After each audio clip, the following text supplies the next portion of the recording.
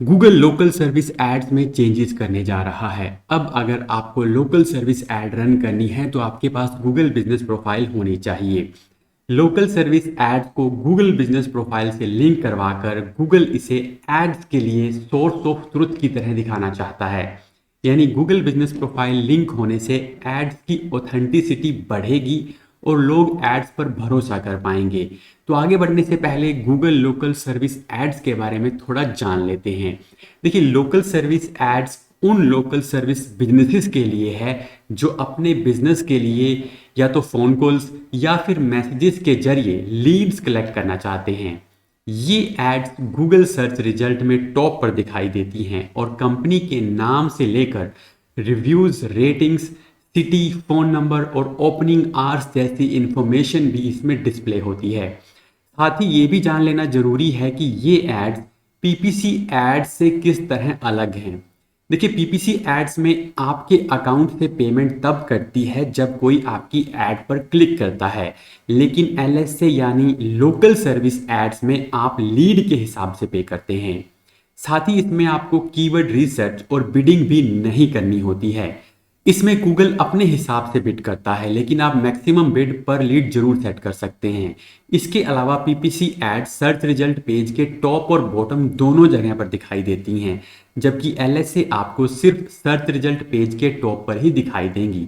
तो अगर Google keyword के हिसाब से ये एड्स नहीं दिखाई देती तो किस बेसिस पर गूगल इन्हें दिखाता है? देखिए, इसके लिए गूगल आपकी रिव्यू रेटिंग, रिस्पॉन्स रेट और आपकी सर्चर की लोकेशन से आपकी कितनी दूरी है, इन सब के बेसिस पर आपकी ऐड की रैंकिंग डिसाइड करता है।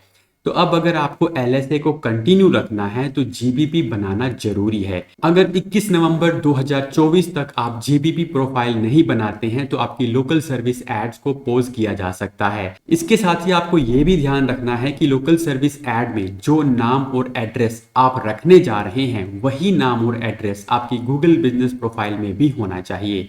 वैसे अकॉर्डिंग टू दिस डॉक्यूमेंट ये एड्स अभी इंडिया में अवेलेबल नहीं है। नेक्स्ट न्यूज़ लोकल बिजनेसेस के लिए इम्पोर्टेंट है। अमेजोन ने अमेजोन टुडे के नाम से एक नया प्रोग्राम लॉन्च किया है जिसमें बिजनेसेस अब अपने स्टोर की इन्वेंट्री को amazon.com पर शोकेस कर पाएंगे, जिसमें कस्टमर्स को ये ऑप्शन दिया जाएगा कि वो स्टोर से भी प्रोडक्ट को पिक कर सकते हैं या फिर उसी दिन प्रोडक्ट उनके घर पर डिलीवर किया जा सकेगा। इस प्रोग्राम के अंदर built in customer service, real time inventory synchronization, out of stock buffers और कैपेसिटी मैनेजमेंट कंट्रोल्स भी मिलेंगे। लेकिन अमेजोन टुडे से एक्चुअल में स्टोर्स को क्या फायदा होने वाला है? देखिए, इससे स्टोर्स अमेजोन की वाइड ऑडियंस तक पहुंच पाएंगे और प्रोडक्ट डिलीवर करने के लिए उन्हें अलग से एफर्ट भी नहीं करना पड़ेगा। साथ ही स्टोर्स अपनी पैकेजिंग से अपने ब्रांड को बिल्ड कर पाएंगे और अपनी शॉप या स्टोर पर फुटफॉल भी बढ़ा पाएंगे। जेप्टो की 10 minutes grocery delivery service, Blinkit और इंस्टामार्ट जैसी कंपनीज के आने से शायद अमेजोन इस तरह के स्टेप लेने जा रहा है। नेक्स्ट न्यूज़ गूगल में हुए रीशफल के बारे में है। वर्डप्रेस के बाद अब गूगल ने भी अपनी लीडरशिप में कुछ मेजर चेंजेस किए हैं। जैसे कि डिजिटल मार्केटिंग न्यूज़ के लास्ट वीडियो में मैंने आपको बताया था कि गूगल को यूएस में एक एंटी ट्रस्ट केस के ट्रायल से गुजरना पड़ रहा है और साथ ही एआई की फील्ड में चैट जीपीटी और दूसरे मेजर प्लेयर्स से मिल रहे कंपटीशन की वजह से भी गूगल ने कुछ बड़े बदलाव किए हैं। इन बदलावों के बाद अब प्रभाकर राघवन, जो कि पहले सर्च एड्स और दूसरे कुछ क्रिटिकल सेगमेंट्स को लीड कर रहे थे, उन्हें अब चीफ टेक्नोलॉजिस्ट का रोल दे दिया गया है और उनकी जगह पर निक फोक्स को सर्च एड्स, जियो और कॉमर्स डिवीजन की जिम्मेदारी दे दी गई है। जेमिनी ऐप टीम और गूगल डीप माइंड टीम्स को भी मिला दिया गया है, जिन्हें अब डेमिस हैसेबिस हैंडल करेंगे और गूगल असिस्टेंट टीम को प्लेटफॉर्म और डिवाइस के अंडर कर दिया गया है। राघवन का रोल चेंज करने के पीछे सुंदर पिचाई ने तर्क दिया है कि राघवन को उनके कंप्यूटर साइंस रूट्स के पास किया गया है। तो ये सारे चेंजेस गूगल के एआई एफर्ट्स को स्ट्रॉन्ग बनाने और गूगल की टेक्नोलॉजी में लीडरशिप को बनाए रखने के लिए किए गए हैं। नेक्स्ट न्यूज़ यूट्यूब के बारे में है। यूट्यूब ने हाल ही में कुछ चेंजेस किए हैं जो क्रिएटर्स और यूजर्स दोनों के लिए फायदेमंद हो सकते हैं। सबसे पहला चेंज जो YouTube ने किया है वो है यूज़र इंटरफेस का चेंज। इसमें YouTube ने मोबाइल डिवाइसेस के लिए कुछ विजुअल चेंजेस किए हैं।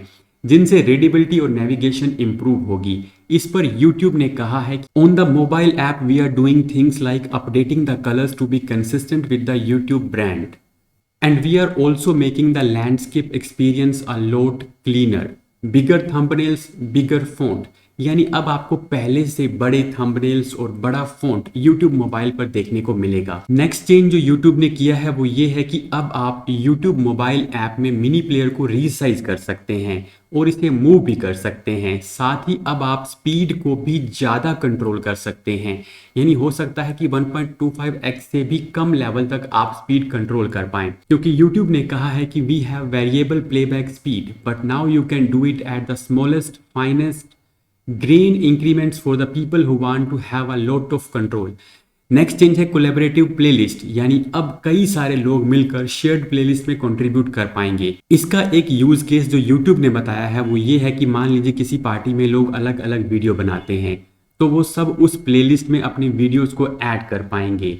वेल, क्रिएटर्स के लिए भी ये चेंज फायदेमंद हो सकता है और उन्हें कोलैबोरेशन में हेल्प कर सकता है। इसके साथ अब आप वीडियो पर स्लीप टाइमर भी लगा पाएंगे ताकि जब आप YouTube देखते देखते सो जाएं तो वीडियो अपने आप पॉज हो जाए। इनके अलावा कुछ और चेंजेस भी YouTube नेक्स्ट ईयर लाने वाला है। तो ये थी डिजिटल मार्केटिंग की इस वीक की न्यूज़। आई होप आपको एपिसोड पसंद आया होगा। अगर आपके कुछ सजेशन है तो आप कमेंट करके बता सकते हैं। मिलते हैं आपसे नेक्स्ट वीडियो के अंदर।